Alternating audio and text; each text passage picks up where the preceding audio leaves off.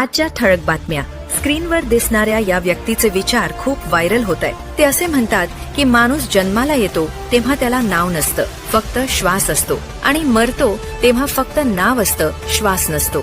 याच्यामधील अंतर म्हणजे आयुष्य.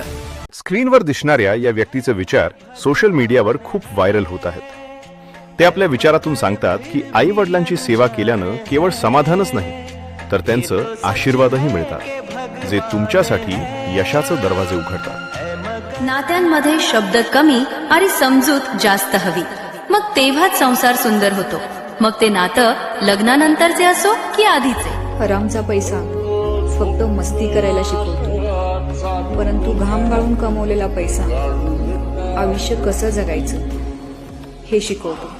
विश्व निर्मिले त्या देवाला आईची ना माया, आई नाही तर काहीच नाही, जन्म जातो वाया.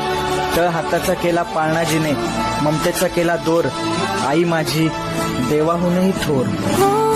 स्क्रीनवर दिसणाऱ्या व्यक्तीचे विचार खूप जास्त लोकांना आवडत आहेत.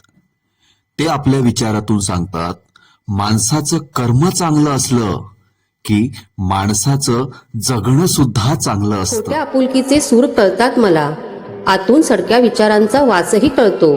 संयम घातलाय जरा शहाणपणाचा, अन्यथा मोजून घातलेला प्रत्येक घासही कळतो.